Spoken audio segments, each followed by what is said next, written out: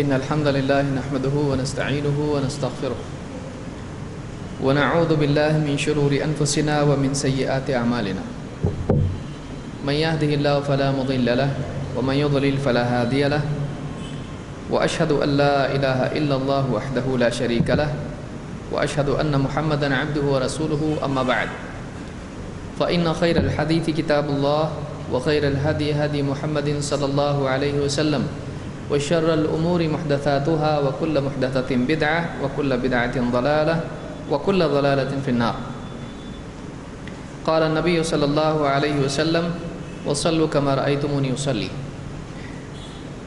بہت اخیر کے بعض دروس ہمارے ابھی باقی ہیں اور تشہد تک ہم پہنچ چکے ہیں۔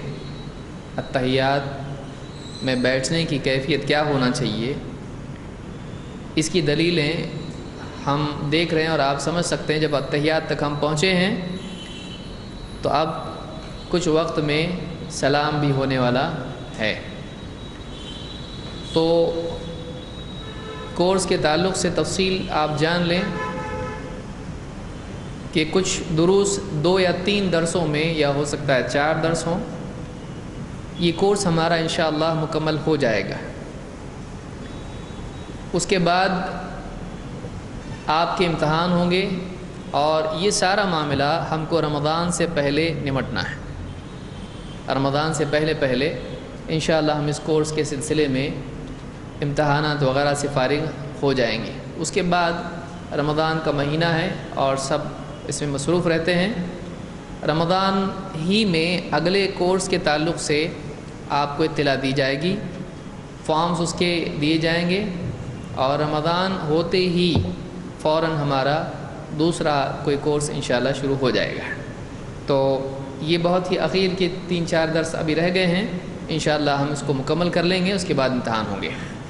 امتحان کے بارے میں نے جہاں تک کہ آپ لوگوں کو یاد ہوگا یہ بتایا تھا کہ امتحان میں وضو کا بھی ہم لیں گے، یعنی ایک امتحان ہوگا جس میں وضو اور نماز دونوں کا امتحان ہوگا، اس لیے آپ اس کی بھی پڑھائی کر کے آئیں گے۔ امتحان بہت آسان ہوگا، اس مرتبہ آپ کو زیادہ لکھنے کی ضرورت نہیں رہے گی۔ بہت سارے لوگوں کو مسئلہ یہ آتا ہے کہ ان کو لکھنا نہیں آتا ہے، تو اکثر جوابات ایسے ہوں گے کہ آپ کو چن کے لکھنا ہوگا، یا ٹک کرنا ہوگا، یا جوائن کرنا ہوگا، یا نمبر لکھنا ہوگا۔ تو زیادہ بڑا لمبا جواب لکھنا اس طرح کا آپ کو انشاءاللہ مسئلہ نہیں رہے گا۔ امتحان اسی طرح کے رہیں گے اور اس پہ مارکس زیادہ رہیں گے۔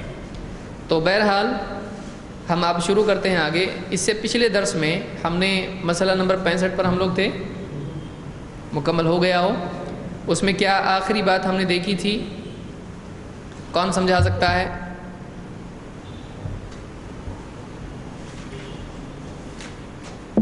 کون بتائے گا کہ پچھلے درس میں جو آخری حدیث ہم نے دیکھی تھی اس میں ہم نے کیا سیکھا؟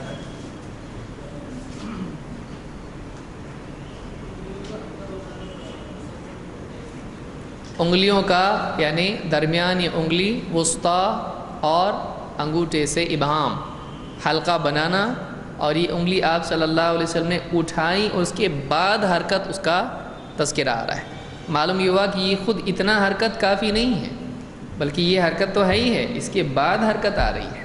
انگلی اٹھائی اور اس کو میں نے دیکھا کہ آپ حرکت دے رہے ہیں، اس طرح سے روایت کے الفاظ ہیں۔ تو اس سے معلوم ہوتا ہے کہ اتحیات میں مسلسل اس انگلی کو کیا کہتے ہیں؟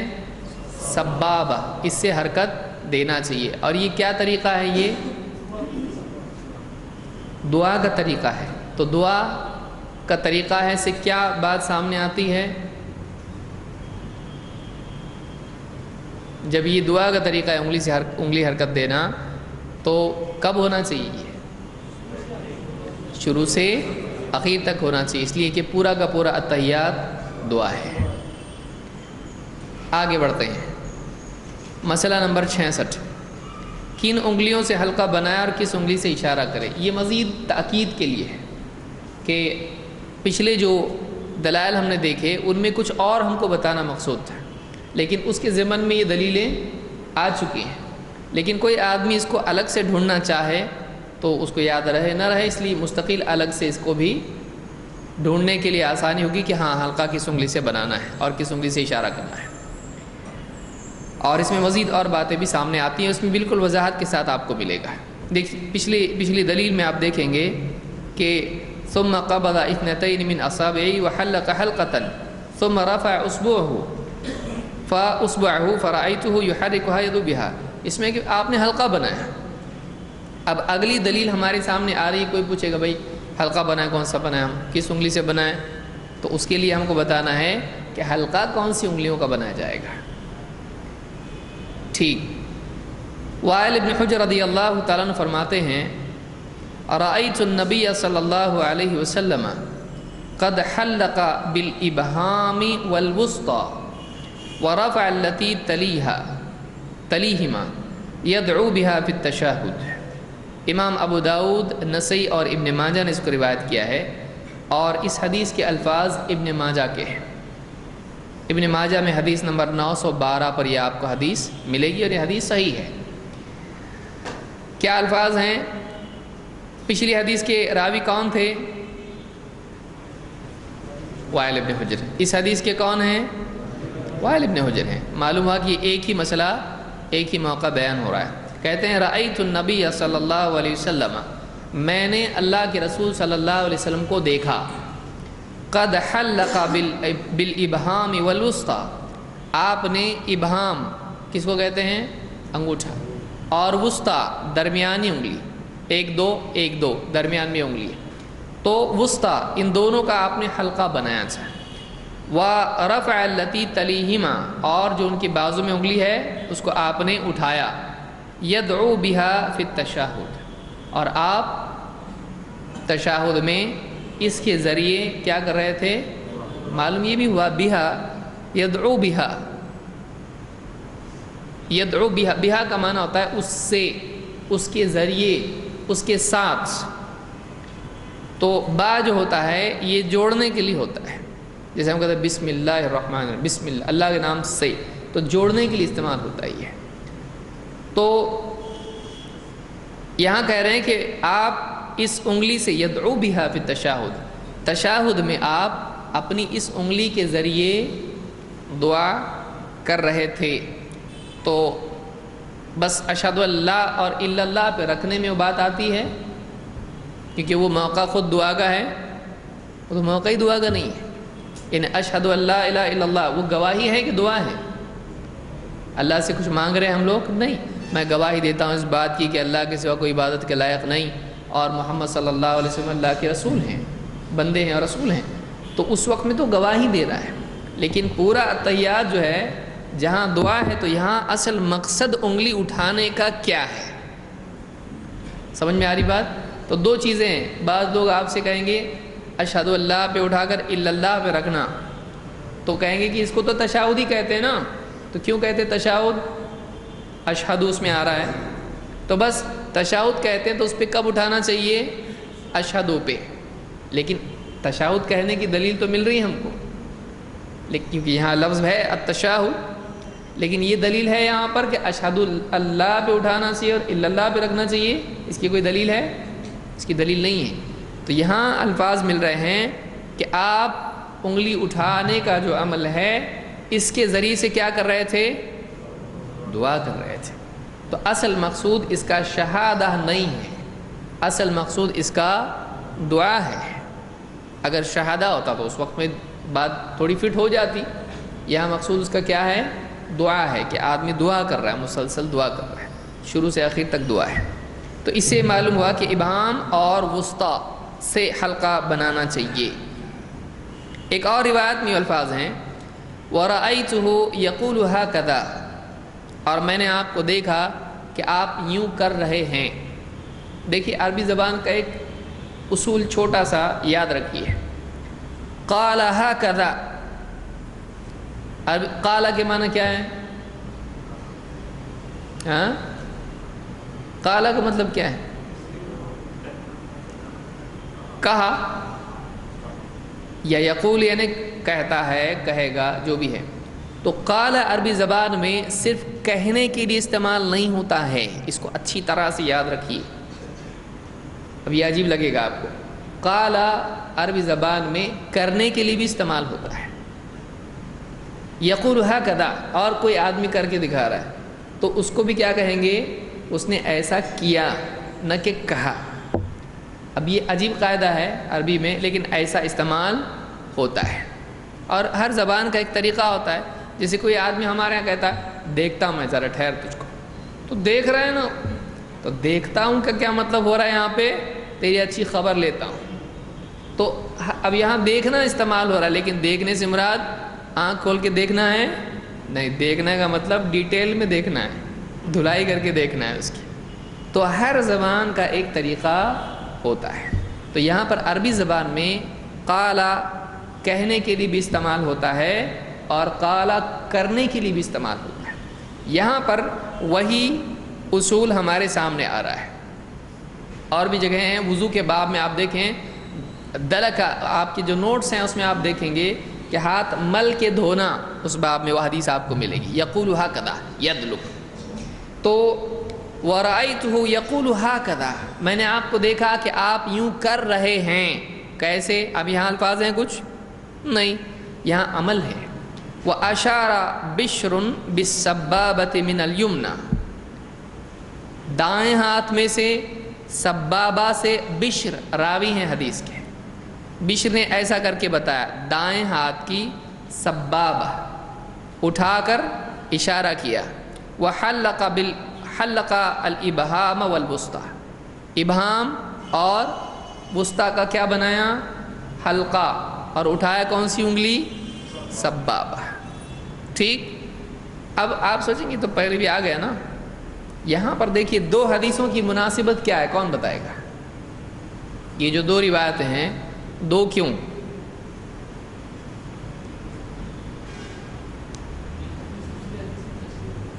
یہ ایک عام بات ہوئی کہ ایک حدیث دوسری حدیث کی کیا کرتی ہے؟ تشریح. یہاں کون سی حدیث کس کی کیسے تشریح کر رہی، کون بتائے گا؟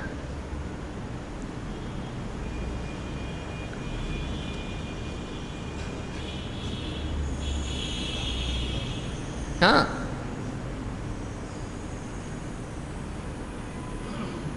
قولوا خیرا تغنموا، آئے یہ بھی حدیث بچوں کے اس میں. ہاں،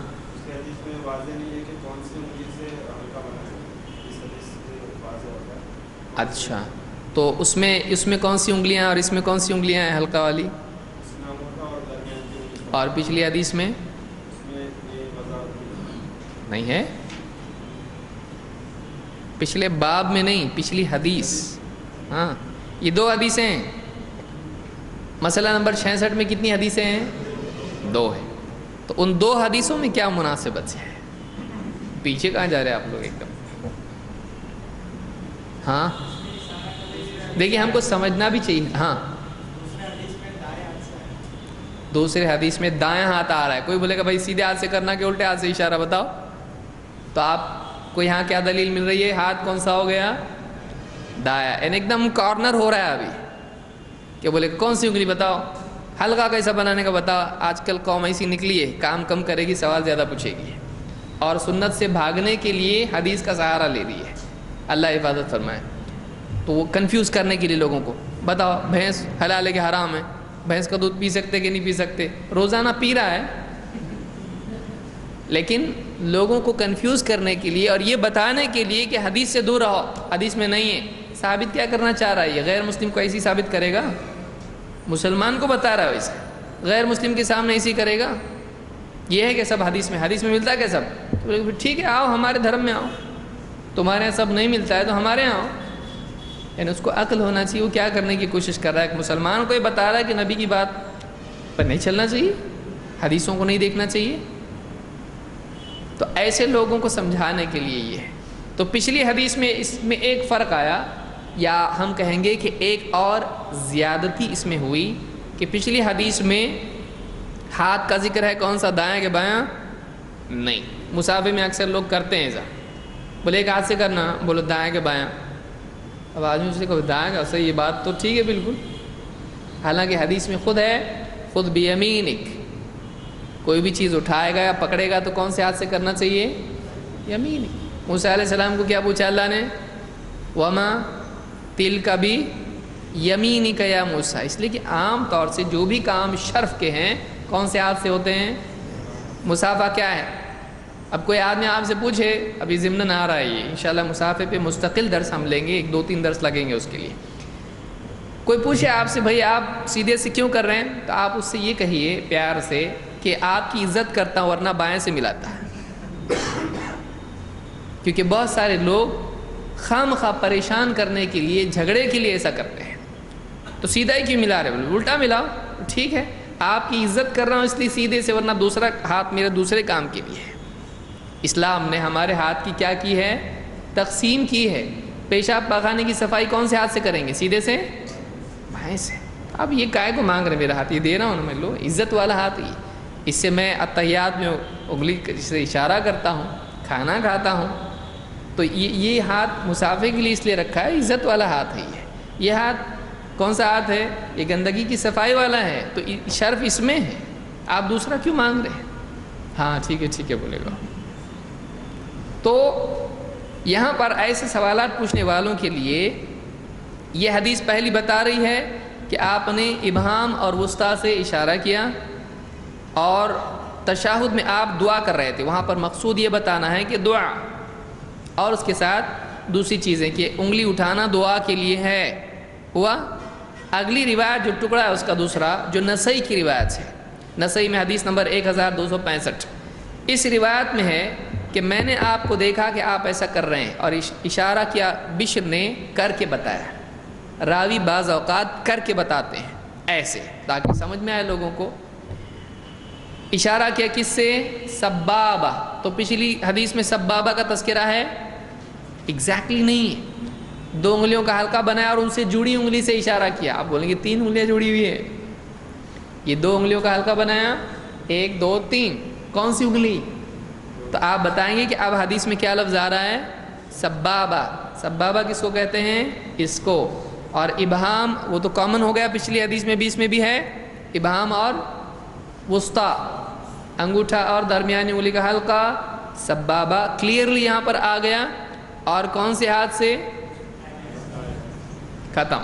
تو مطلب یہ پوری بات ثابت ہوئی، دایاں ہاتھ، حلقہ 2 انگلیوں کا، وسطیٰ اور ابہام اور سبابہ سے اشارہ، اور یہ دعا کے لیے ہے، اور بیٹھتے ہی ہے، اور شروع سے آخر تک ہے، اور اٹھانے کے بعد حرکت ہے. دیکھیے اٹھایا اور اب حرکت نہیں، یہ حرکت ہوگی. حدیث کے الفاظ کیا ہیں؟ آپ نے انگلی اٹھائی اور میں نے دیکھا آپ حرکت کر رہے ہیں. تو مطلب انگلی اٹھائی حرکت ہوئی نا، بس. تو پہلا کام ہوا. اب دوسرا کام کیا ہے؟ تو اب پوری حدیث ہم اس باب میں ایک وضاحت کے طور پر ہم نے دیکھی کہ ہاں یہ مطلب اس حدیث کا ہے. سمجھ میں آ رہا کیسا مطلب لیتے ہیں اس کو؟ ان تمام روایات سے کتنے مسئلے لیے ہم نے؟ بیسیکلی بنیادی طور پر اتحیات میں سبابہ کی تحریک سبابہ، اس کو کیا کہتے ہیں؟ تحریک کا مطلب حرکت کرنا، تحریک حرکت دینا. اور کس کو حرکت دیتے ہیں؟ سبابہ کو. بدقسمتی سے بعض لوگ کہتے ہیں یہ لوگ نماز میں جو بچے کھیلتے ہیں، چیل اڑی، کوا اڑا، پھر بھینس اڑی، جو اڑا لیتا ہے بھینس تو اس کی پٹائی ہوتی ہے. کچھ لوگ کھیلتے ہیں نا، بچپن میں ہم لوگ بھی کھیلتے تھے. تو بعض لوگ کہتے ہیں کہ یہ لوگ ایسا کرتے ہیں. تو یہ ایسا بولنا مناسب نہیں. کسی ایک سنت کا بھی آدمی جان بوجھ کر مذاق اڑائے، اس سے اسلام کے دائرے سے خارج ہوتا ہے. یہ ایسا ہی ہے جیسے مشرکین کہتے تھے یہ کیا ہے تمہارا نماز کا طریقہ؟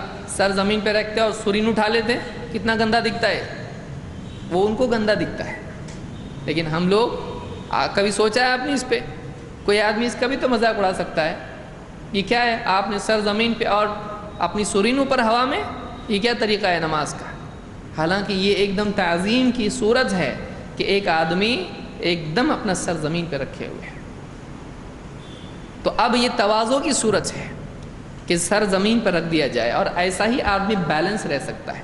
ورنہ ایک آدمی موٹا تازہ ہے، اس کے لیے ویسا پورا زمین پہ بچھ جائے، کتنی تکلیف ہوگی اس کے لیے تکلیف ہوگی.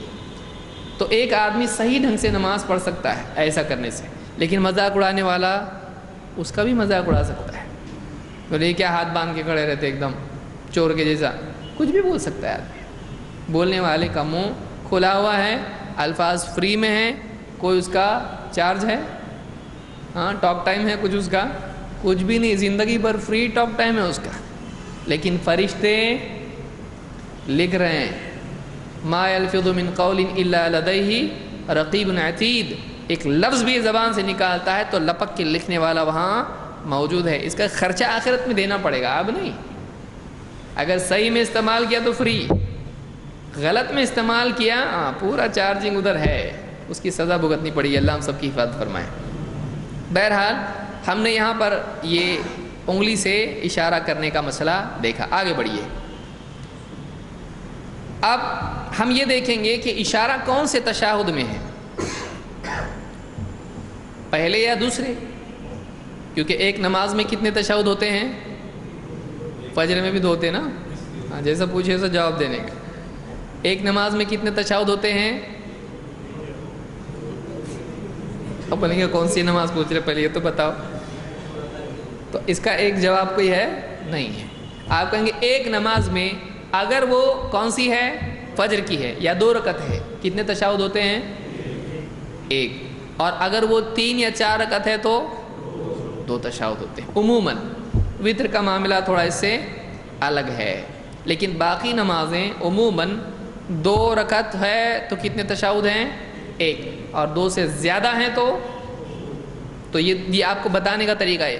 2 ہے تو 1 تشہد ہے، 2 سے زیادہ میں 2 ہوتے ہیں عموماً. وتر کا معاملہ الگ. ختم، جواب ہو گیا آپ کا، ایسا جواب ہوگا اس کا. اب ہم دیکھتے ہیں کہ 2 تشہد کی صورت کیا ہے. عبداللہ ابن الزبیر رضی اللہ تعالیٰ عنہ فرماتے ہیں کہ کان رسول اللہ صلی اللہ علیہ وسلم اذا جلس فی الثنتین او فی الاربع یضع یدیہ علی رکبتیہ ثم اشار باصبعہ. یہ سنن النسائی اور بیہقی کی روایت ہے، اور الصحیحہ میں حدیث نمبر 2248 پر یہ روایت موجود ہے اور حدیث صحیح ہے. صحابی کیا کہتے ہیں؟ اللہ کے رسول صلی اللہ علیہ وسلم جب ثنتین کے معنی 2 او فی الاربع یا 4 رکعت پر جب آپ بیٹھتے، جلس فی الثنتین او فی الاربع جب 2 میں یا 4 میں آپ بیٹھتے، یضع یدیہ علی رکبتیہ تو آپ اپنے دونوں ہاتھ کہاں رکھتے؟ رکبتیہ، گھٹنوں پر. پھر انگلیاں کٹنے والی دیکھو آپ کی. بہت سے لوگ کیا کہتے ہیں؟ گھٹنے پر انگلی رکھنا منع ہے. کیوں؟ قیامت کے دن کاٹے جائیں گے. تو مطلب قیامت کے دن کاٹے کیوں جائیں گے بھائی؟ کیا مطلب کوئی گناہ ہے یہ خود اللہ کے نبی صلی اللہ علیہ وسلم کا عمل ہے. اس کی کوئی دلیل نہیں کہ کاٹے جائیں گے. بڑے بڑے چوری کیا نہیں کاٹے جائیں گے، یہ نہیں کاٹے جائیں گے. اتحیات میں گھٹنے پہ رکھا تو انگلی کاٹے جائے گی. آدمی کتنے غلط کام کرتا ہے. کسی کو مارا پیٹا تو ہاتھ کاٹا جائے گا اس کا؟ نہیں. اگر اس نے چوری کی تو ہاتھ کاٹا جائے گا؟ نہیں. اگر ملاوٹ کی، کچھ تو کیا ایسا؟ نہیں. خالی اتحیات میں گھٹنے پہ پاؤ رکھا تو کیا ہوگا؟ اتنا ڈینجر عمل ہے، یہ تو چوری سے بھی ڈینجر ہے. عجیب بات ہے. کوئی دلیل نہیں، بلکہ اس کے خلاف اللہ کے نبی صلی اللہ علیہ وسلم کا عمل ہم کو مل رہا ہے. کہتے ہیں کہ جب آپ 2 رکعتوں پر یا 4 رکعتوں میں بیٹھتے، یضع یدیہ علی رکبتیہ اپنے دونوں ہاتھ کہاں رکھتے؟ گھٹنوں پر. اور ثم اشار باصبعہ پھر اپنی انگلی سے اشارہ کرتے. کب کرتے؟ اس میں کیا، جب آپ اس پر پہنچتے اشہد اللہ پہ تو پھر انگلی سے اشارہ کرتے. ہے ایسا کچھ نہیں ہے. تو کب بتایا جا رہا؟ جب آپ بیٹھتے، گھٹنوں پہ ہاتھ رکھتے اور کیا کرتے؟ تو اشارہ گھٹنوں پہ ہاتھ رکھنے کے بعد سے ہی شروع ہو رہا ہے. کتنی حدیثیں ہم نے اس سے پہلے بھی دیکھی، سب میں ایک بات یہ سمجھ میں آئی کہ اتحیات میں بیٹھتے ہی کیا ہے. اگر کوئی خاص وقت ہوتا تو صحابی اس کو بتاتے ہیں. خاص کر کے آپ دیکھیں گے کہ وائل ابن حجر رضی اللہ تعالیٰ عنہ نے کہا کہ میں دیکھوں گا اللہ کے نبی صلی اللہ علیہ وسلم کی نماز. جنہوں نے خاص طور سے باریکی سے دیکھی، انہوں نے بھی اس طرح کی کوئی تفصیل نہیں بتائی کہ اتحیات میں اشہد اللہ پہ اٹھانا چاہیے. نہ اللہ کے نبی صلی اللہ علیہ وسلم نے سکھایا کب اٹھانا چاہیے۔ تو پھر یہ کون بتایا کہ آپ کو کب اٹھانا چاہیے؟ دل سے کچھ بھی، میرا دل بولتا ہے اشہد اللہ پہ اٹھانا چاہیے۔ اب آپ دیکھیں گے بعض شوافع کہتے ہیں ہر مرتبہ جب بھی اللہ کا نام آئے اٹھانا چاہیے، التحیات للہ والصلوات والطیبات السلام علیکم نبی رحمۃ اللہ۔ تو ایسا جو بھی اللہ کا جب بھی نام آ رہا ہے تب اٹھائے۔ کون سا طریقہ ہے؟ دلیل نہیں ہے اس کی۔ صاف ستھرا یہ ہے کہ یہ کیا ہے؟ مسلسل تحریک ہے۔ تو یہ نسائی اور بیہقی کی روایت ہے، نسائی اور بیہقی کی روایت ہے۔ اب آگے بڑھتے ہیں، مسئلہ نمبر 68، یعنی اس سے معلوم ہوا کہ دونوں اتحیات میں کیا ہے؟ تشہد ہے نا؟ ہاں، اتحیات خود تشہد ہے نا؟ ہاں، کیا ہے؟ انگلی سے، شہادت کی انگلی سے، شہادت کے وقت کسی انگلی کا شہادت کی انگلی ہونا، اس کو زبردستی شہادت کے وقت اٹھانا، ایسا ثابت ہے اس طرح سے؟ نہیں، آپ صلی اللہ علیہ وسلم سے ثابت نہیں ہے۔ اس کو سبابہ کہا اور یہ دعا کے طور پر اٹھانا ہے، این اتحیات میں بیٹھتے اس کو کرنا چاہیے۔ ٹھیک ہے، آگے بڑھتے ہیں۔ 2 رکعتوں کے ختم پر بیٹھنے کی کیفیت، 2 رکعتوں کے ختم پر بیٹھنے کی کیفیت۔ وائل ابن حجر رضی اللہ عنہ فرماتے ہیں اتیت رسول اللہ صلی اللہ علیہ وسلم، میں اللہ کے رسول صلی اللہ علیہ وسلم کے پاس آیا۔ اتیت عربی میں تو میں ہوتا ہے، اتیت کا مطلب کیا؟ میں آیا۔ قلت ایسا نا، قل کا مطلب کہ، اور تو کا مطلب، تو کوئی بھی آدمی کا قل تو بولے گا ہاں پہلے تو قل، پہلے تو قل۔ قلتو کا مطلب قل تو نہیں، قلتو کا مطلب میں نے کہا۔ قلتو کا مطلب کیا؟ ٹھیک ہے۔ قلتا کا مطلب انت، انت قلت۔ اتیت رسول اللہ صلی اللہ علیہ وسلم، میں آیا اللہ کے رسول صلی اللہ علیہ وسلم کے پاس۔ فرأیتہ یرفع یدیہ اذا افتتح الصلاة حتی یحاذی منکبیہ وَإِذَا أَرَادَ أَن يَرْكَعَ، تو میں نے دیکھا، فرأیتہ تو میں نے دیکھا آپ کو، یرفع یدیہ اپنے دونوں ہاتھ آپ اٹھاتے تھے، رفع الیدین کرتے تھے، اذا افتتح الصلاة، افتتح شروع کرنا، جب آپ نماز شروع کرتے تھے تو کیا کرتے تھے؟ دونوں ہاتھ اٹھاتے تھے۔ تو پہلا رفع الیدین کب ہے؟ دونوں ہاتھ نماز کی شروعات میں اٹھانا۔ حتی یحاذی منکبیہ، یہاں تک وہ ہاتھ کہاں اٹھتے تھے؟ کہاں تک اٹھتے تھے؟ یہاں تک، کہاں تک؟ کندھوں تک۔ کان کی روایت ہم نے دیکھی ہے، کان تک بھی ثابت ہے اور کندھوں تک بھی ہے۔ یہاں کون سی روایت ہے؟ منکبیہ، کندھوں تک۔ وَإِذَا أَرَادَ أَن يَرْكَعَ، اور جب آپ رکوع کرنے کا ارادہ کرتے تب بھی رفع الیدین کرتے تھے۔ وَإِذَا جَلَسَ فِي الرَّكْعَتَيْنِ أَضْجَعَ الْيُسْرَى وَنَصَبَ الْيُمْنَى۔ وَإِذَا جَلَسَ فِي الرَّكْعَتَيْنِ، جب آپ 2 رکعتوں پر بیٹھتے تو کیا کرتے؟ أَضْجَعَ الْيُسْرَى، بائیں قدم کو بچھا دیتے، وَنَصَبَ الْيُمْنَى، اور دائیں قدم کو کھڑا کر دیتے، جیسا ہم بیٹھتے ہیں، کچھ نیا اس میں نہیں ہے۔ کیسا بیٹھتے ہیں آپ اتحیات میں؟ کہ آپ پاؤں بچھا دیتے اپنا اس طرح سے اور اس پر بیٹھ جاتے ہیں اور سیدھا پاؤں کیا کرتے ہیں؟ اس کے قدم کو کھڑا کر دیتے ہیں۔ تو یہ طریقہ کس حدیث میں ہے؟ یہ نسائی کی حدیث میں ہے۔ کتب ستہ کے نام کون بتائے گا؟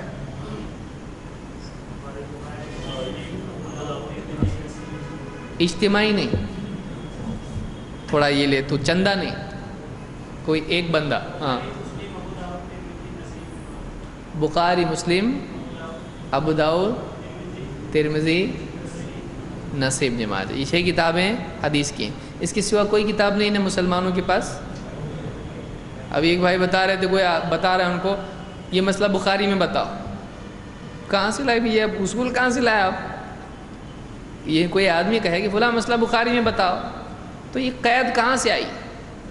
وہ ایسے ہی جیسے کہیں یہ حدیث ابو ہریرہ سے بتاؤ، یہ مسئلہ حضرت ابو ہریرہ کی حدیث سے ثابت کرو، کون بولا گو نا آپ کو اسے ثابت کرنے کے لیے؟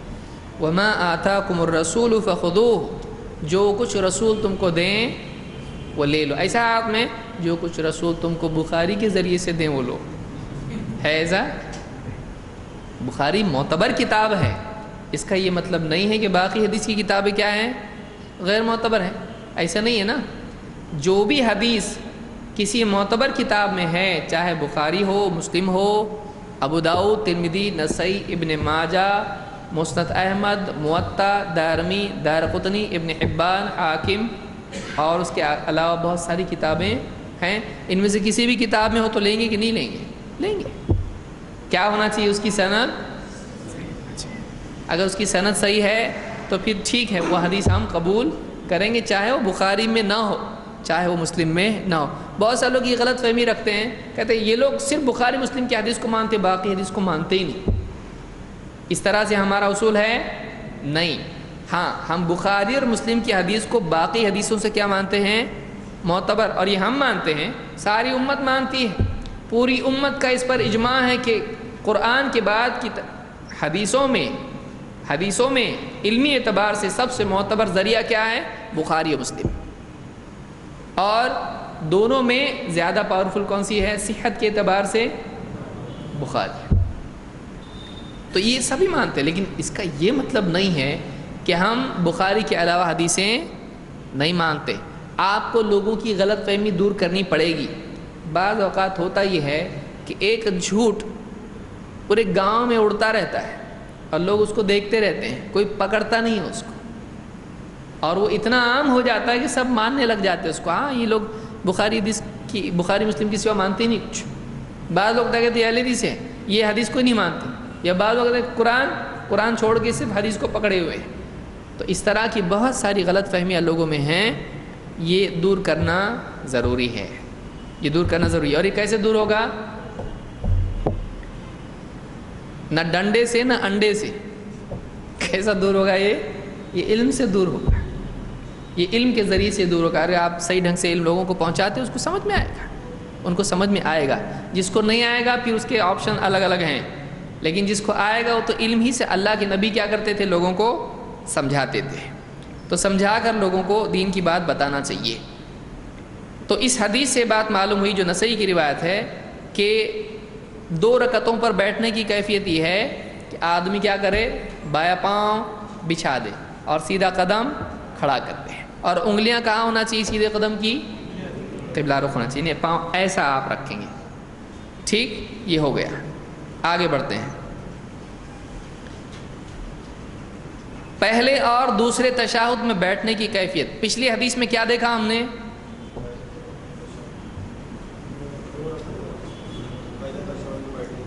پہلے تشہد میں بیٹھنے کی کیفیت۔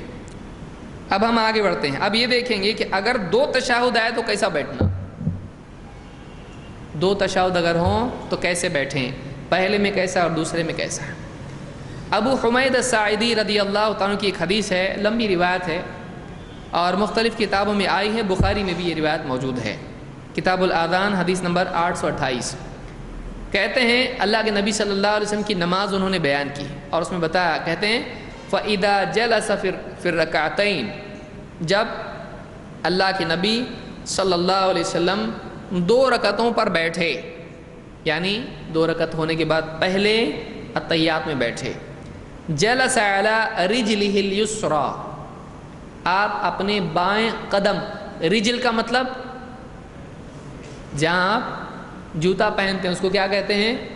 رجل۔ بارش کا جوتا نہیں، بڑے آتے ہیں دیکھیے، وہ نہیں، جو جوتا آپ روزانہ پہنتے ہیں اس کو کیا کہتے ہیں؟ جس میں رجل، موزہ جہاں پہنتے ہیں۔ تو آپ نے اپنے بائیں قدم کو بچھا دیا، وَنَصَبَ الْيُمْنَى، اور سیدھے قدم کو کیا کیا آپ نے؟ نصبہ کا مطلب ہوتا ہے کھڑا رکھنا، نصبہ۔ وَإِذَا جَلَسَ فِي الرَّكْعَةِ الْآخِرَةِ، لیکن جب آپ آخری رکعت میں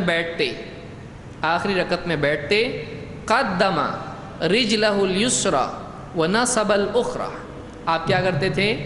اپنا بایاں قدم باہر آگے بڑھا دیتے تھے، وَنَصَبَ الْأُخْرَى اور دوسرا قدم کھڑا کرتے تھے، وَقَعَدَ عَلَى مَقْعَدَتِهِ اور آپ اپنی سرین پر بیٹھ جاتے، جو آپ کرسی پہ بیٹھتے ہیں تو ویسی زمین پر آپ بیٹھ جاتے ہیں، یعنی قدم پر بیٹھتے نہیں، اور جو دایاں قدم ہے جیسا پہلے بھی کھڑے رکھتے ہیں اب بھی رکھتے تھے، لیکن بایاں پاؤں کیا کرتے تھے، گھٹنے، یاد رکھیے اس کو سمجھیے، گھٹنے اور جو آپ کی پاؤں کی انگلیاں ٹکی ہیں اس کے بیچ میں خالی جگہ ہوتی ہے، اس میں سے بایاں پاؤں باہر نکالتے تھے۔ کوئی کر کے بتا سکتا ہے یہاں پہ؟ نہیں بتائیے، دیکھیے یہ کیسا ہے، بہت سارے لوگوں کو معلوم ہوگا، نہیں بھی دیکھیں تو چلے گا، دوسری طرف دیکھیے آپ لوگ جس کو معلوم، دیکھیے یہ اس کو کیا کہتے ہیں، جس کو نہیں معلوم دیکھ سکتے ہیں، میں بھی دیکھتا ہوں صحیح ہے کہ نہیں، صحیح، دیکھیے یعنی سرین پر بیٹھنا، سرین معلوم ہے کرسی پہ جس سے بیٹھتے ہیں آپ، اور ہپس جس کو آپ کہتے ہیں، بٹکس جو بھی انگلش میں کہتے ہیں اس کو، اور قدم آپ دونوں پاؤں جو گھٹنا ہے، گھٹنا اور انگلیاں پاؤں کی، سیدھے پاؤں کی، اس کے درمیان کا حصہ ہوتا ہے، خالی حصہ ہوتا ہے، اس میں سے آپ بایاں پاؤں کیا کریں گے، باہر نکالیں گے، تو اس کو کیا کہتے ہیں، تورک۔ بعض لوگ اس کو کیا بولتے ہیں غلطی سے، تبرک، یہاں بھی پھر آیا، یہ تبرک نہیں ہے، یہ کیا ہے، تورک۔ تورک کیوں کہتے ہیں اس کو تورک؟ ورک جو کہتے ہیں اس کو کیا کہتے ہیں، علی ورکہ الیسری، حدیث میں الفاظ جو کیا ہیں اس کو ورک کہتے ہیں، تو اس پر بیٹھتا ہے آدمی، تو آپ اس پر بیٹھتے تھے اسی لیے اس کو کیا کہتے ہیں، تورک، ورک پر بیٹھنا، ہپس پر بیٹھنا، سمجھ میں آیا؟ یہ کب بیٹھیں گے، پہلے تشہد میں نا، آخری تشہد میں، تو پہلے تشہد میں یعنی 2 رکعتوں پر کیسا بیٹھیں گے، جیسا پچھلی حدیث میں ہم نے دیکھا، لیکن اب ہم جب 2 تشہد میں بیٹھیں گے تو اس میں ایسا بیٹھیں گے۔ تو یہ 2 حدیثیں ہم نے دیکھی جن سے ہم کو معلوم ہوا کہ یہ کیسا بیٹھنا چاہیے، اس کو تورک کہتے ہیں، یہ بخاری کی روایت ہے اور دوسری حدیثوں میں بھی یہ بات آئی ہے۔ اب چاہے مغرب کی نماز ہو چاہے عشاء کی نماز ہو، دونوں میں دوسرا جو اتحیات یا دوسرا تشہد ہوتا ہے اس میں ایسا بیٹھیں گے، اور پہلے میں کیسا بیٹھیں گے، جیسا آپ عموماً بیٹھتے ہیں۔ اور اگر فجر کی نماز ہو یا 2 رکعت نماز ہو تو اس میں علماء کا اختلاف ہے، بعض علماء کہتے ہیں اس میں بھی ایسے ہی بیٹھنا چاہیے، لیکن بعض علماء عموماً علماء نے کہا ہے نہیں، بلکہ یہ وہاں ہے جہاں 2 اتحیات ہوتے ہیں، جہاں بتانے کی ضرورت ہوتی ہے کہ پہلے میں ایسا اور آخری میں ایسا ہے، تو وہاں آپ اس طرح کا فرق کریں گے۔ لیکن اگر 2 ہی رکعتیں ہیں تو پچھلی روایت میں آپ نے دیکھا کہ جب آپ 2 رکعتوں پر بیٹھتے تو معلوم ہے کہ 2 رکعتوں پر بیٹھنے کی کیفیت کیسی ہے، ویسی ہے، ٹھیک ہے؟ تو یہ 2 چیزیں ہم نے فرق دیکھا، بیٹھنے کا فرق۔ اب آئیے آگے بڑھتے ہیں، اب ہم نے حیت اور کیفیت دیکھی، بیٹھنے کی کیفیت، اب ہم دیکھتے ہیں کہ اس میں کیا پڑھا جائے، اتحیات میں کیا پڑھا جائے۔ معروف ہے، عام طور سے سبھی اس کو جانتے ہیں، لیکن بہت سارے لوگوں کو دلیل معلوم نہیں ہوتی کہ کس بنیاد پر ہم ایسا پڑھتے ہیں۔ دادا جان نے جو پڑھائے تھے وہی پڑھتے آ رہے ہیں، لیکن دلیل دادا جان کی کیا ہے، ہم اتحیات پڑھتے ہیں تو اس کی دلیل کیا ہے، اور اس کے ضمن میں ذرا کچھ اور باتیں بھی آئیں گی۔ ٹھیک ہے، آج میرے خیال سے اسی حدیث پہ بات ختم ہوگی۔ ابن مسعود رضی اللہ عنہ کی روایت ہے، عبداللہ ابن مسعود صحابی ہیں، کہتے ہیں کُنَّا اِذَا جَلَسْنَا خَلْفَ رسول اللہ صلی اللہ علیہ وسلم، ہم جب اللہ کے رسول صلی اللہ علیہ وسلم کے پیچھے بیٹھتے، کب بیٹھتے، نماز میں، یہاں وہ بتا رہے ہیں نہیں، سمجھنے کی بات ہے، جب آپ صلی اللہ علیہ وسلم کے پیچھے ہم ہوتے تو ایسا کرتے تھے، تو یہاں کس بارے میں بتا رہے ہیں، کیونکہ دوسری روایت میں بات آئی ہے۔ ہم کہتے السلام علی اللہ قبل عبادہ، السلام علی جبریل، السلام علی میکائیل، السلام علی فلان و فلان، اتحیات میں بیٹھتے تو کیا بولتے تھے ہم لوگ؟ اللہ پہ سلام ہو، سارے بندوں میں سب سے پہلے، بندوں سے پہلے کس پہ سلام ہو؟ اللہ پہ سلام ہو۔ اللہ ہے نا، اللہ پہ سلام ہونا چاہیے سب سے پہلے، ہے کہ نہیں؟ ہاں، آرام ہے آگے۔ اور دوسرا پھر کس پہ ہو؟ جبریل، جبریل پہ سلام ہو، میکائیل پہ سلام ہو۔ جبریل میکائیل کون ہیں؟ انبیاء ہیں، فرشتے ہیں۔ اور السلام علی فلان و فلان، اور پھر نام لیتے تھے جس کا بھی نام لینا ہے، سلام ہو فلاں پہ، سلام ہو فلاں پہ، ہم ایسا کہتے تھے۔ فلما انصرف رسول اللہ صلی اللہ علیہ وسلم من الصلاۃ، جب اللہ کے رسول صلی اللہ علیہ وسلم نماز پڑھنے کے بعد فارغ ہو کے پلٹے، سنت کیا ہے؟ سلام کے بعد امام کیا کرے؟ مدینہ کی طرف؟ ہاں نہیں، نماز کے بعد سنت یہ ہے کہ امام صاحب سلام پھیر کے کیا کریں؟ مقتدیوں کی طرف رخ کریں، جیسا کہ کہہ رہے ہیں فَلَمَّا انصَرَفَ رسول اللہ صلی اللہ علیہ وسلم من الصلاۃ، جب اللہ کے رسول صلی اللہ علیہ وسلم نماز سے فارغ ہو کے پلٹے، پھرے، گھومے، تو آپ نے کہا ان اللہ هو السلام، اللہ تو خود سلامتی والا ہے۔ جیسے کوئی آدمی کہہ سکتا ہے اے اللہ تو سلامت رہے، بول سکتا ہے؟ کیوں نہیں بول سکتا ہے ایسا؟ اللہ کے لیے مطلب سلامتی کی دعا نہیں کرنا چاہیے؟ نہیں؟ کچھ لوگ سوچ رہے ٹھہرو ذرا تھوڑا ہم رکتے، آگے کیا آنے والا تھوڑا دیکھتے ہیں ہم لوگ۔ ارے اللہ کے لیے سلامتی کی دعا نہیں کریں گے آپ؟ کیوں؟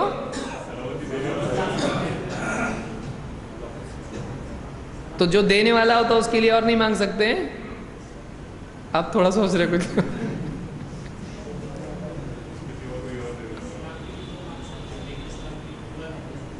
اللہ سے سلامتی کی دعا مانگ سکتے ہیں لیکن اللہ کے لیے سلامتی کی دعا نہیں کر سکتے، کیوں؟ اللہ خود سالم، اللہ کی صفات میں سے نہیں ہے۔ ہاں، اللہ کی تو کیا ہوا؟ صفت ہے تو کیا ہوا؟ ہاں، اللہ کو سلامتی والا ہے تو کیوں نہیں؟ ضرورت نہیں ہے۔ اللہ کو عبادت کی ضرورت ہے؟ کرتے نا؟ کیا اللہ کو ہماری عبادت کی ضرورت ہے؟ بھیجتے نا عبادت اللہ کے پاس، سلامتی کیوں نہیں؟ پریشان ہو گئے ایک دم، کیا ہے مسئلہ ہے؟ ایمان کو خطرے میں ڈال دیا ہمارے۔ ہاں ہاں، کچھ لوگ بولنا چاہ رہے لیکن آ رہا نہیں بولنے، الفاظ ہی نہیں مل رہے، بھاگ رہے الفاظ ادھر ادھر سے، بچے کیسے بھاگتے ہوئے۔ اللہ سے نہیں،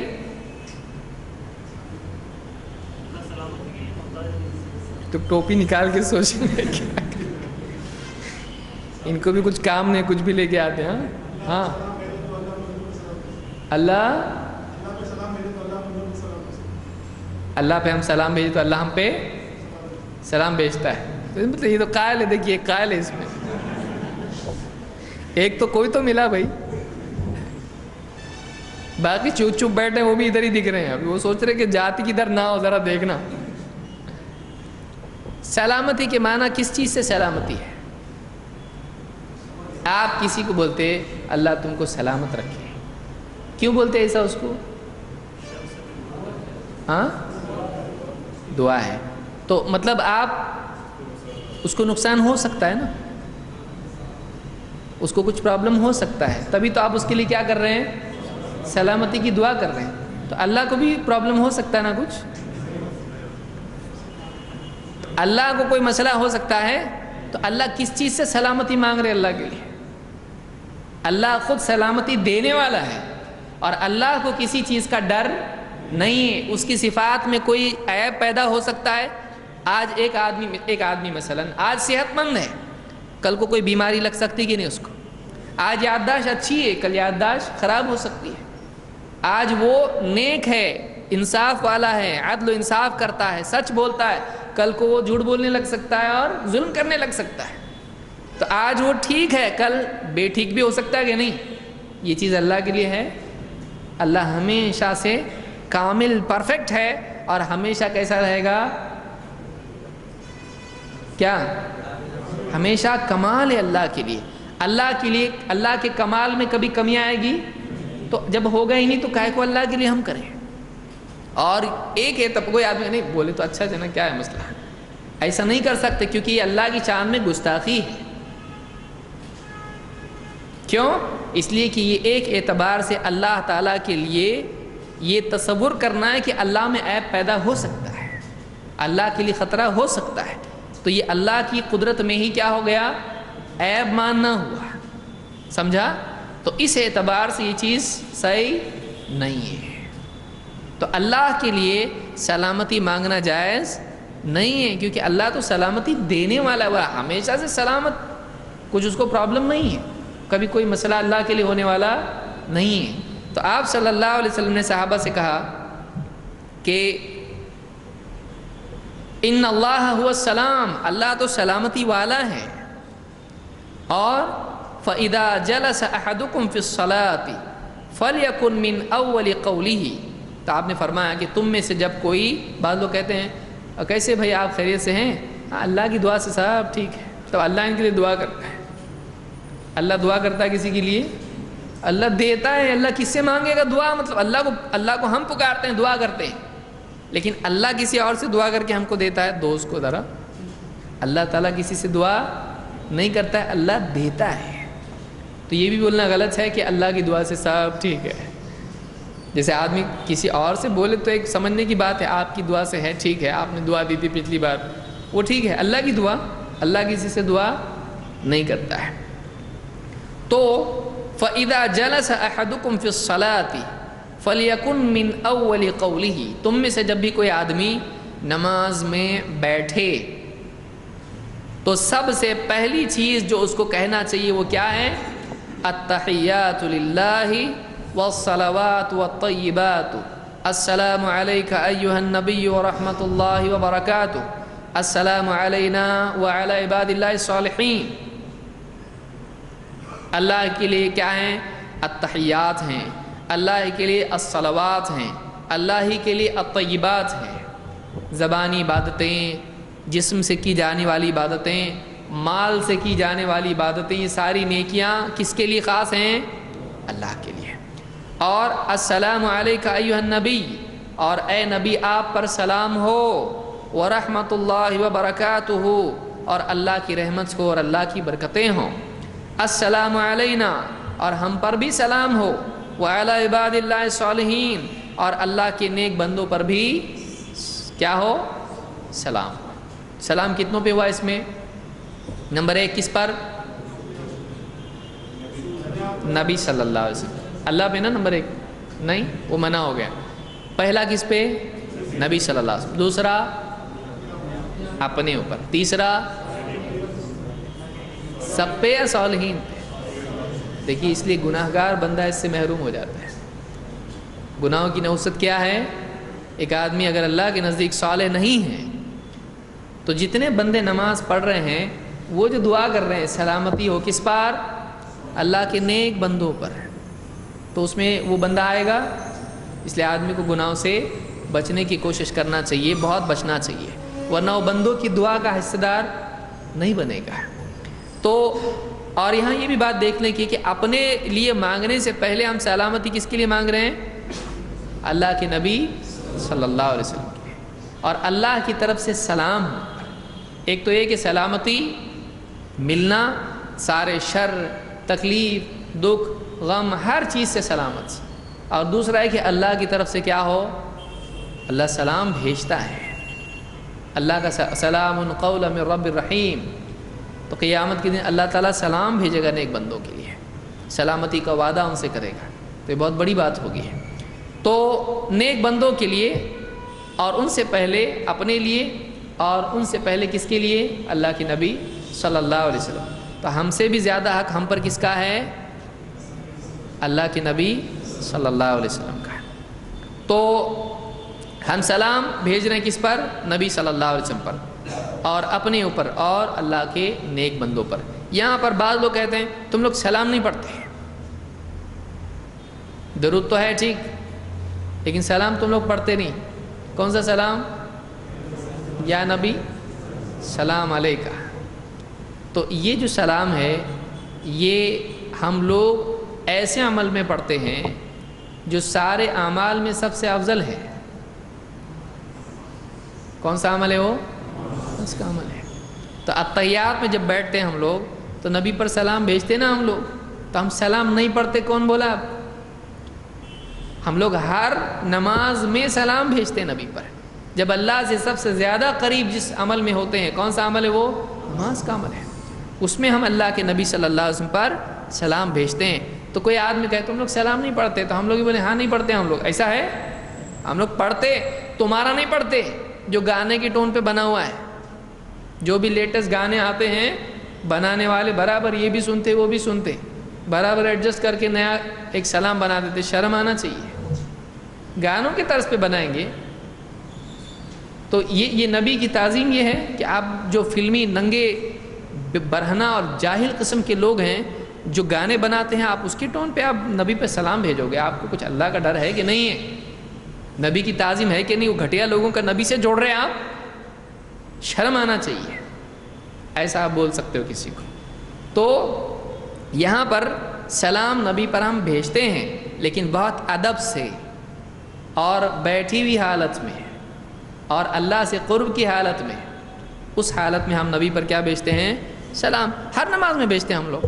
تو سلام ہمارے ابھی ہے لیکن کس کا سکھایا ہوا؟ اس کا اس کا سکھایا ہوا ہے. Made in India. ابھی چائنا بھی ہو رہا ہے لیکن یہ ادھر ادھر کا بنایا ہوا سلام نہیں. ہم کس کا سلام پڑھیں گے؟ ہمارے پیارے رسول صلی اللہ علیہ وسلم کا سلام پڑھیں گے. یہ سلام ہمارے نبی کا ہے. ہم نبی پہ نبی کا سلام پڑھیں گے. ادھر ادھر کا بنایا ہوا نہیں، توڑ جوڑ کے یہاں سے الٹے سیدھے شعر بنا کے جاہل قسم کی جن کو اردو بھی ڈھنگ کے آتی نہیں، کبھی فارسی تو کبھی اردو تو کبھی کچھ عربی اس میں ملا کے ایک چلغوزہ کچھ بنا کے وہ اس کو آپ پڑھیں گے نبی پر. نبی کی شان میں گستاخی نہیں ہے. وہ صحیح ڈھنگ سے پڑھنا ہے تو وہ کون سا پڑھیں گے آپ؟ ہمارے رسول صلی اللہ علیہ وسلم کا سکھایا ہوا. تو السلام علیکہ ایھا النبی ورحمۃ اللہ وبرکاتہ، السلام علینا وعلی عباد اللہ الصالحین. آپ صلی اللہ علیہ وسلم یہ اتحیات سکھا کے آپ نے کہا فَإِذَا قَالَهَا أَصَابَتْ كُلَّ عَبْدٍ صَالِحٍ فِي السَّمَاءِ وَالْأَرْضِ. جب آدمی نے یہ جملہ کہہ دیا کہ سلامتی ہو نبی پر، سلامتی ہو ہم پر اور نیک بندوں پر، تو اس نے یہ جو کلمہ کہا، نام لے لے کے بولنے کی ضرورت نہیں ہے. احمد بھائی پہ سلام ہو، فلاں عبداللہ بھائی پہ سلام ہو، عبد الرحمن پہ سلام ہو، بولنے کی ضرورت ہے؟ پوری فیملی کی لسٹ اتنی لمبی ہے، سارے بندوں کے نام آئیں گے نہیں. تو آپ صلی اللہ علیہ وسلم نے فرمایا کہ جب اس نے ایسا کہہ دیا سلام و نبی پر، ہم پر اور سارے نیک بندوں پر، تو آپ نے کیا فرمایا؟ اصابت کل عبد صالح فی السماء والارض. ہر نیک بندے پر یہ سلام جائے گا، چاہے وہ آسمان میں ہو یا زمین میں ہو. یعنی سلامتی کی دعا کس کے لیے؟ سب کے لیے ہو جائے گی. نام لیا کسی کا نہیں. اس نے کہا سارے نیک بندوں پر ہو، تو مطلب سب آ جاتے اس میں. ایک ایک کا نام لے کے بولنے کی ضرورت نہیں ہے. آسمان میں کیسا بندے؟ فرشتے ہیں. اور عیسیٰ علیہ السلام نہیں ہے؟ عیسیٰ علیہ السلام بھی ہے نا، عیسیٰ علیہ السلام بھی ہے. تو آسمانوں میں اور زمین میں جو بھی بندے ہیں وہ سارے بندے ان کے لیے دعا ہو جاتی اتنے شارٹ کٹ میں. اس میں ایک فقہ کا اصول کچھ سامنے آ رہا ہے، سمجھ میں آ رہا ہے؟ اصول الفقہ میں یہ بات اللہ کے نبی صلی اللہ علیہ وسلم نے ایک چیز سکھائی اس حدیث میں اصول فقہ کی. کیا ہے یہ؟ صحابہ پہلے دعا کرتے تھے، وہ عام تھی کہ خاص تھی؟ خاص تھی. خاص کیسا تھی؟ نام لے لے کے تھا. آپ صلی اللہ علیہ وسلم نے یہاں کیا سکھایا؟ عام. آپ نے کیا لفظ استعمال کیا؟ نیک بندے، عباد اللہ الصالحین، اللہ کے نیک بندے. نام لیا کسی کا تو آپ نے نام نہیں لے کے بتایا اللہ کے نیک بندے. پھر اس میں آپ نے سمجھایا کیا وہاں پہ؟ جب تم ایسا کہو گے تو آسمان میں زمین میں جتنے بھی نیک بندے ہیں سب اس میں آتے کہ نہیں آتے؟ آتے. مطلب عام میں سب آ جاتے ہیں، نام لے کے بولنے کی ضرورت نہیں ہے. سمجھ میں آ رہا ہے؟ تو عموم میں سب آ جاتا ہے. یہ اصول کس نے سکھایا؟ اللہ کے نبی صلی اللہ علیہ وسلم نے. اس لیے آپ نے کہا عباد اللہ صالحین. جب تم کہہ دو گے آسمان و زمین میں جتنے بندے ہیں سب اس کے اندر آ جاتے ہیں. جیسے ہم نے دیکھا تھا کہ عموم میں شمول ہوتا ہے. اب یاد آئے ہوگا کچھ لوگوں کو. عموم میں کیا ہوتا ہے؟ سارے شامل ہو جاتے ہیں. تو جب بھی ہم کہتے ہیں کوئی بھی لفظ کہتے ہیں مومن بندے، تو اس سے کون مومن بندے مراد ہوتے ہیں؟ سارے. تو عموم میں شمول ہوتا ہے. یہ حدیث ہم کو اس کی وضاحت کرتی ہے. مزید اصول الفقہ ہم دوسری بار جب کریں گے تو اس میں اور تفصیل سے دلائل کے ساتھ دیکھیں گے انشاءاللہ. بہرحال اس کے بعد آپ نے دعا سکھائی، اشہد ان لا الہ الا اللہ واشہد ان محمدا عبدہ ورسولہ ثم یتخیر من الدعاء ما احب. آپ نے کہا کہ پھر اس کے بعد جو بھی دعا اس کو پسند ہو وہ چن کے وہ دعا پڑھ سکتا ہے. تو معلوم یہ ہوا کہ اتحیات کے بعد آدمی دعا پڑھ سکتا ہے. اس کو ابن حبان نے روایت کیا ہے، اور اس طرح کی دوسری حدیثیں اسی باب میں، اور یہی روایت کئی طرق سے بھی آئی ہے. تو اس حدیث سے یہ بات معلوم ہوئی. کتنی باتیں معلوم ہوئی شارٹ میں بتائیں جلدی سے. کیا کیا سیکھا آپ نے اس میں؟ نمبر 1، ایسی آواز میں جو صرف آپ کے کرامن کاتبین نہ سنیں. انسان کمزور ہے، ذرا آواز زور سے آئی تو اچھا ہوگا. ہاں بتائیے. اتحیات کے الفاظ اس حدیث سے ہم کو ملے. کس کتاب میں حدیث ہے؟ ابن حبان. بخاری میں بھی یہ روایت ہے، لیکن میں نے یہاں پر کیوں لیا؟ اس لیے کہ اس میں یہ پوری تفصیل یہاں پر آ رہی ہے. ٹھیک ہے. اور اللہ پر سلام نہیں کرنا چاہیے کیونکہ اللہ کے نبی صلی اللہ علیہ وسلم سے منع کیا ہے. اور 3، ہاں نبی پر سلام بھیجا جائے گا. صلو علیہ وسلم تسلیما، اللہ نے حکم دیا ہے بھائی. ہاں. اور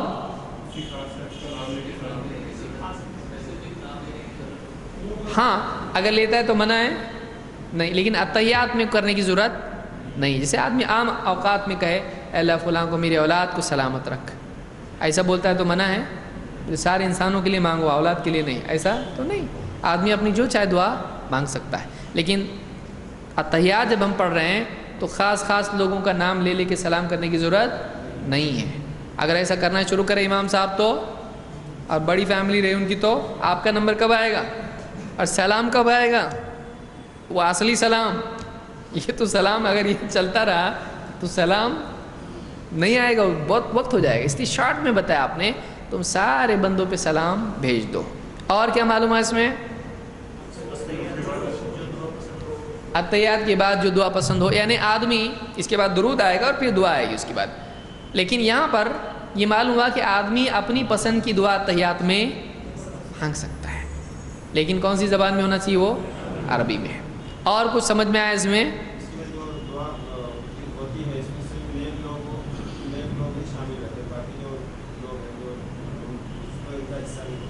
یعنی ایک آدمی اگر فاسق و فاجر ہے تو اس کی بدقسمتی یہ ہے کہ جو یہ دعا بندے پڑھتے ہیں نماز میں، اس میں اس کا حصہ نہیں لگے گا. کیونکہ دعا کن کے لیے ہے؟ سلامتی کی دعا فاسقین کے لیے کی جا رہی ہے نہیں، صالحین کے لیے کی جا رہی ہے. تو آدمی کو چاہیے کہ اپنے آپ کو نیک بنائے، تاکہ بندوں کی، کتنے لوگ دنیا میں نماز پڑھتے ہیں اور سب یہ کہتے ہیں السلام علیکم یا نبی ورحمۃ اللہ وبرکاتہ، السلام علیکم وعلی عباد اللہ الصالحین. تو آپ دیکھیے یہ دعا جتنے بندے کر رہے ہیں، اگر آدمی نیک ہے تو ان کی سارے کی دعا میں آئے گا کہ نہیں آئے گا؟ اور کیا چاہیے اس کو؟ تو ایک آدمی چاہتا ہے کہ دعا ملے سب کی، اس کو اپنے آپ کو نیک جتنا ہوتا اتنا تو کر سکتے نا.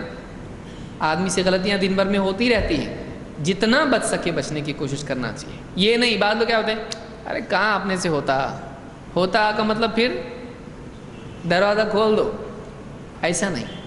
بلکہ آدمی یہ کہے کہ اگر مجھ سے 10 غلطیاں دن میں ہوتی ہیں، میں کوشش کروں گا کہ 10 کی 9 آج ہو جائیں.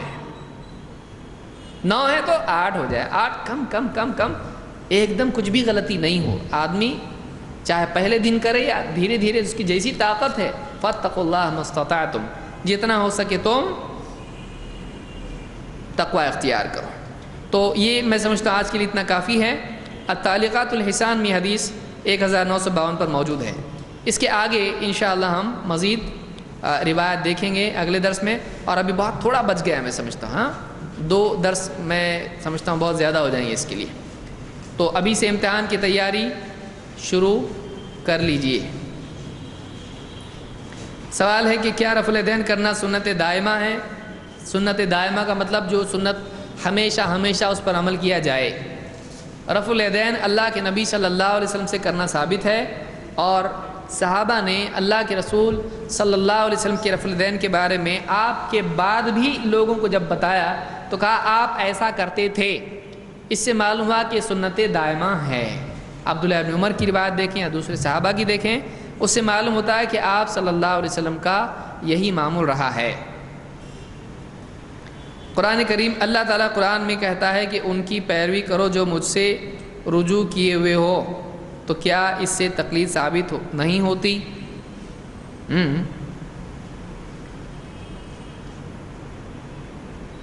دیکھیے قرآن کی میں سمجھتا ہوں اس آیت کی طرف اشارہ ہے، وَاتَّبِعْ سَبِيلَ مَنْ أَنَابَ إِلَيَّ، اس شخص کے راستے پر چل جو میری طرف رجوع ہوا۔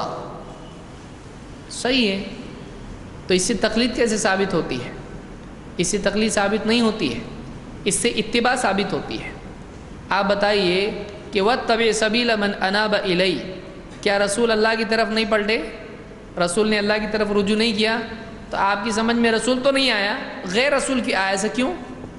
پہلے کون آنا چاہیے؟ اللہ کی طرف جنہوں نے رجوع کیا وہ کون ہے؟ سب سے زیادہ اچھا رجوع کس کا ہوتا ہے؟ اللہ کے رسول کا۔ تو اس سے وہ لینے کی بجائے غیر رسول کیوں لے رہے ہیں آپ؟ اب اگر کوئی آدمی کے ساتھ وہ بھی ہے یہ بھی ہے، وہ لیے تو غلط ہے کیا؟ ہم کہتے ہیں یہاں پر یہ نہیں کہا گیا اس کی تقلید کر، یہ کہا گیا اس کے راستے پر چل۔ اس کا وہ کون سے راستے پر چل کے اللہ کی طرف رجوع کیا؟ جو بھی نیک بندہ تھا وہ صراط مستقیم، وہ کس کا راستہ ہے؟ نبی صلی اللہ علیہ وسلم کا، ما انا علیہ واصحابی، جس پر میں اور میرے صحابہ ہیں۔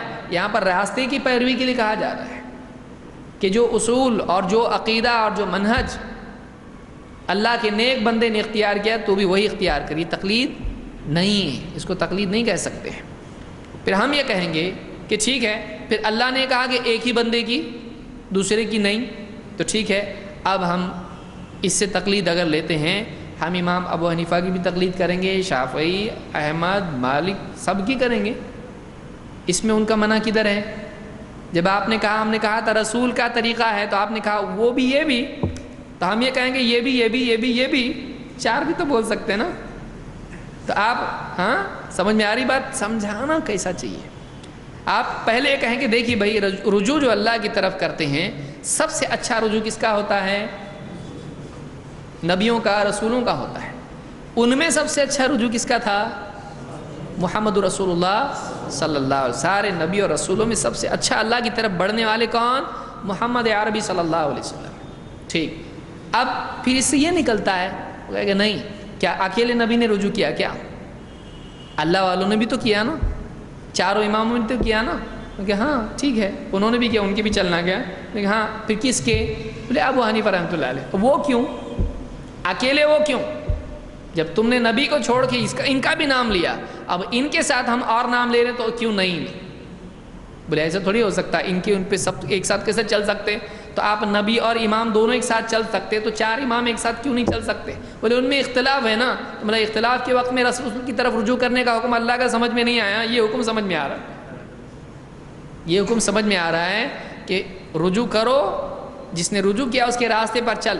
یہ سمجھ میں نہیں آیا جب اختلاف ہو جائے علماء میں رسول کی طرف رجوع کر، اب اس پہ عمل کرو، وہ گیا اب اس پہ عمل کرو۔ سمجھ میں آیا؟ ٹھیک ہے۔ نماز، سوال ہے کہ نماز میں جب ہم تورک میں بیٹھتے ہیں لیکن ہمارے لیفٹ ہینڈ سائڈ والا شخص تورک نہیں کرتا ہے تو ہم کرنا چاہیے یا نہیں؟